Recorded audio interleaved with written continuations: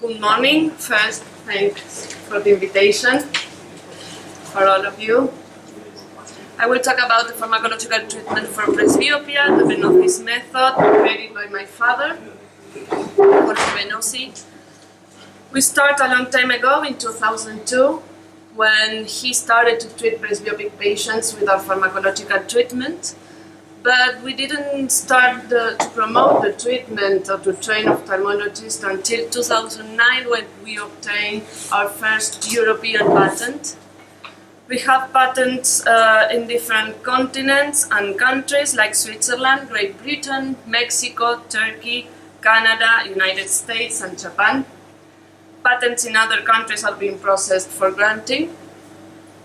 So at the moment we have several treatments for presbyopia.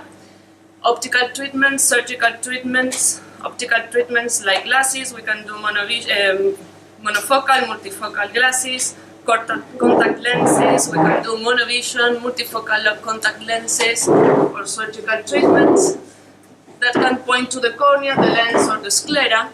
Corneal surgeries can be laser, monovision, presby-LASIK, supracore, intracore, inlays, presbya flexiview, camera, presby lens. I'm not saying anything new. We have a lot of intraocular lenses to treat presbyopia. We can do it monofocally with a lot of multifocal IOL, femtosculping. Another option is scleral implants or laser ACE. All these treatments has in common that we can point to one and another structure of the eye, so they are pseudo-accommodative procedures. The main difference with the pharmacological treatment for presbyopia is that we can physiologically restore accommodation. So accommodation is the change in the refractive power of the eye that can allow us to focus in different distances, and it mainly depends on the parasympathetic nervous system. Accommodation involves three physiological eye actions. The ciliary muscle contraction, that will change the lens, the shape and position of the lens. The iris contraction, that varies the size of the pupil. And the convergence of both eyes, that will lead us to stereopsis. We understand stereopsis as the perception of depth produced by the reception in the brain of visual stimuli from both eyes in combination, so we have to have binocular vision. And we measured 100 patients at our clinic before and after the Benozzi Method, and we observed that an improvement in the mean stereopsis from 90 seconds to 50 seconds at the beginning of the treatment. Another aspect of accommodation is iris contraction. The size of the pupil is descendant because it's going to determine the depth of focus and the depth of field. So the depth of field is the distance about the plane focus where retinal image appear acceptably sharp and fixed. When the pupil size diminishes, the depth of field increases. I will show you in our clinical experience a patient to exemplify that the depth of field is necessary, but it's not enough.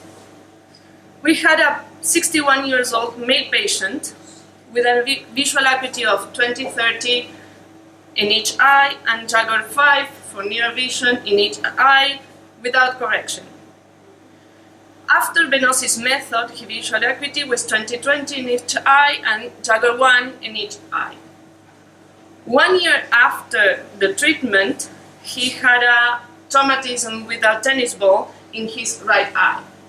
As you can see in the picture, this traumatism led him with the middle mydriasis, about 5.5 millimeters. And his visual acuity until now in his right eye is 20/25 with a near vision of Jaguar 3. His vision in the left eye is 20/20 in Jaguar 1. So as you can see, his visual acuity is not the same that at the beginning of the treatment, but it continues to be better than before the treatment. Another condition for accommodation is the ciliary muscle contraction. We have here images where we can see the change in the position and the size of the lens. So, because all the above, we can say that the pharmacological treatment is going to improve stereopsis. It's going to stimulate iris contraction, increasing the depth of field. It's going to stimulate ciliary muscle contraction, changing the shape and position of the lens. That's why we can say that we can restore accommodation physiologically. As occurs with all treatments, the correct selection of the patient is mandatory. And to go through the patient over the time, because this is a chronic treatment.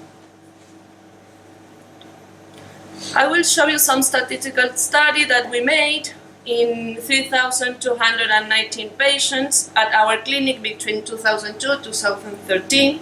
As you can see, almost the half of the patients were men, the other half were women, and the mean age was 52.64. In the last years, this mean age was decreasing because younger patients want to do the Benozzi method. Efficacy is the 40% improvement of the performance compared to the baseline or reaching 20/20 Nash Younger 1. So as you can see in the graph, for far vision, our efficacy was 98.4% and for near vision, 97.6%. This is a Kaplan-Meier curve that, as you can see, the result obtained at the beginning of the treatment, it maintained unchanged over time. So, to conclude, the pharmacological treatment, the Benozzi method, is a physiological treatment that restores accommodation. We have 16 years experience. We have approximately 25,000 patients treated. We work with 80 ophthalmologists. And we start 10 years ago to conduct scientific research studies using animal models and human cells with the aim to improve pharmacological treatment, like Vicente says. I think that is a lot of work to continue doing. For all the above, Benozzi's pharmacological treatment for presbyopia is a good treatment choice among the currently available treatment options for presbyopia. Thank you for your attention.